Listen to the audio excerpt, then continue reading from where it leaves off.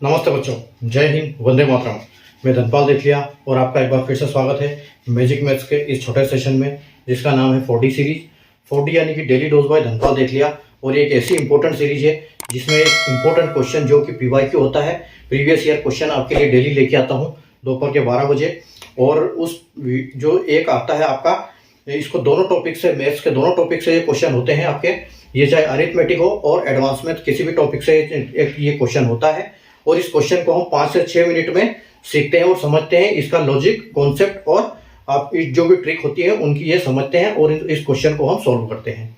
ठीक है, तो जो आज का क्वेश्चन लेके आया हूं मैं, आज का क्वेश्चन आपके लिए लेके आया हूं मैं स्टैटिस्टिक्स के, ठीक है, यानी सांख्यिकी। तो सांख्यिकी बहुत एक पहले इस टाइप के क्वेश्चन एग्जाम में नहीं आते थे, लेकिन अभी 2-3 साल से इनका क्या ट्रेंड बना हुआ है। अभी SSC और इनमें एग्जाम से इस टाइप के एग्जाम में क्वेश्चन ज्यादा आते हैं। SSC और रेलवे में क्वेश्चन पूछे जाते हैं। ठीक है, तो हम सीखेंगे कि कैसे, किस टाइप से इनको क्वेश्चन को हम सोल्व करते हैं। और ये जो क्वेश्चन है स्टैटिस्टिक्स के क्वेश्चन जो है स्टैटिस्टिक्स के, ये पूरे फॉर्मूला बेस्ड है, इनमें कोई ट्रिक काम नहीं करती। इनके फॉर्मूले आपको रटने पड़ेंगे, फॉर्मूले सीखने पड़ेंगे। ठीक है, तो फॉर्मूला एक ही है, बहुत सरल फॉर्मूला है और इसको हम बोल सकते हैं कि स्टैटिस्टिक्स का जो हम निकालते हैं, समझ लो कि एक एवरेज, मध्य निकालते हैं, इसमें मध्य निकालते हैं, जो मध्य को बोलते हैं, यानी कि एक एवरेज बोलते हैं उसको, एक तरफ से वो एवरेज ही होता है। ठीक है, तो अभी हम कॉन्सेप्ट, ट्रिक और इनका ये सब सीखेंगे, इनके कॉन्सेप्ट काम कैसे करते हैं, कैसे लॉजिक लगाते हैं। तो अगर आप चैनल पे फर्स्ट टाइम विजिट कर रहे हैं या फिर चैनल को आपने पहले आए विजिट लेकिन सब्सक्राइब नहीं किया, सब्सक्राइब कर ले, बेल आइकन को ऑल पे प्रेस कर लें ताकि हर इंपॉर्टेंट वीडियो की नोटिफिकेशन आपको सबसे पहले मिले। ठीक है, तो आइए हम सॉल्व करते हैं हमारा आज का क्वेश्चन और देखते हैं आज का क्वेश्चन क्या बोल रहा है हमारा। ठीक है, जो कि सांख्यिकी का यानी स्टैटिस्टिक्स का क्वेश्चन हमारा, इसको कैसे सॉल्व करेंगे। तो क्वेश्चन क्या बोल रहा है ये कि if the mean of the following data is 21, find the value of x। ठीक है, यहां पर देखो कुछ आंकड़ा दिया हुआ है और यहां पर बोला गया है कि मीन, तो मीन का मतलब होता है माध्य। ठीक है, तो मीन का मतलब होता है माध्य। यहां हमको कुछ डाटा दिया गया है जो टेबल में आप देख सकते हो। ठीक है, तो और ये जो है डाटा को हमको x निकालनी है, बीच में आप देख सकते हो इसमें x है। ठीक है, तो ये देखो यहां पर ये जो है, एक तरफ से अगर हम माध्य की बात करते हैं, ठीक है, माध्य मतलब एक तरफ से इसको हम एवरेज बोल सकते हैं। ठीक है, एवरेज, और इसको इंग्लिश में मीन बोलते हैं इस चैप्टर में। ठीक है, और अभी देखो ये एक फॉर्मूला बेस्ड है, फॉर्मूला बेस्ड क्वेश्चन है। ये फॉर्मूला इसका क्या होता है कि जो मीन को क्या बोलते हैं, एक्स बार। ठीक है, एक्स बार इसको बोला जाता है, यानी कि इसको बोलते हैं मीन। ठीक है, और इसके लिए फॉर्मूला क्या है, इसके लिए फॉर्मूला है सिग्मा। आपने देखा होगा, पहले क्लास में पढ़ा होगा सिग्मा, एक सिग्मा, सिग्मा किसको रिप्रेजेंट करता है, सम को। तो इसका मतलब है, सिग्मा का मतलब है सम। ठीक है, और एफ एक्स मतलब यहां पर क्या होगा, मल्टीप्लाई होगा। और देखें आप जैसे देख पा रहे हो बोर्ड पे कि एक में एक्स लिखा हुआ है ऊपर वाले में, यानी जो एक्स है वो किसको रिप्रेजेंट करता है, नंबर ऑफ आप बोल सकते हो कि जो भी किसी भी चीज का दिया हुआ है आंकड़ा, उसको बोलते हैं नंबर ऑफ टर्म्स बोल सकते हैं।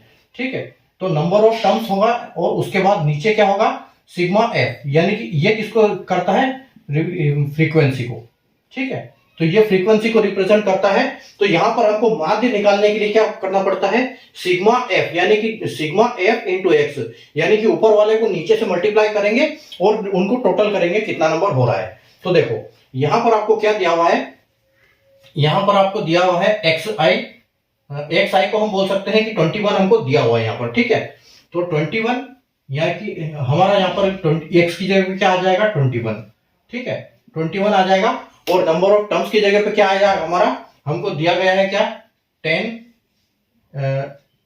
10 दिया हुआ है, 15 दिया हुआ है, 20 दिया हुआ है, 25 दिया हुआ है, 35 दिया हुआ है।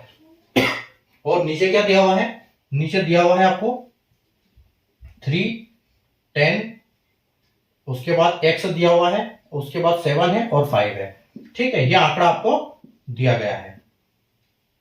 ठीक है, अब इस आंकड़े को आपको सोल्व करना है, तो कैसे हम इसको सोल्व करेंगे। देखो x 21 हमको दिया गया है, यानी कि 21 तो हमारा यहां आ जाएगा।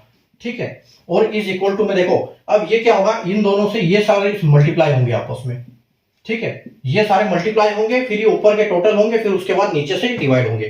तो देखो आपका यहाँ पर क्या आ जाएगा, 10 या 30 आ जाएगा, 30 प्लस 15 था 150 150 प्लस यहाँ पर आ जाएगा 20x। ठीक है, अब x की वैल्यू आपको निकालनी है। उसके बाद 25 इंटू 7 यानी कि ये हो जाएगा 175 प्लस 35 इंटू 5 ये भी आपका हो जाएगा, ये 175 हो जाएगा।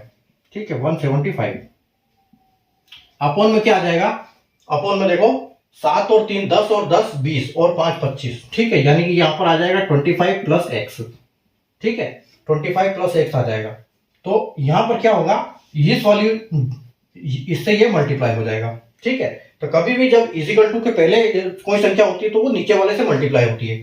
ठीक है, तो अगर नीचे वाले से ये मल्टीप्लाई होगा तो ये कितना हो जाएगा, 25 इंटू 21। तो 25 इंटू 21 कितना हो जाएगा, इसको 25 20 बार यानी कि 500 और 25। ठीक है, तो यहां पर आपका आ जाएगा 525 525 प्लस 21x। ठीक है, 21 इंटू 25 525 प्लस x यानी कि 21x और इज इक्वल टू में क्या आ जाएगा, इन सबका आंकड़ा आ जाएगा। तो इनको सबको आप जोड़ लो। ठीक हो, तो 0 5 10 आ जाएगा आपका, और यानी कि ये आपका 530 हो जाएगा, 530।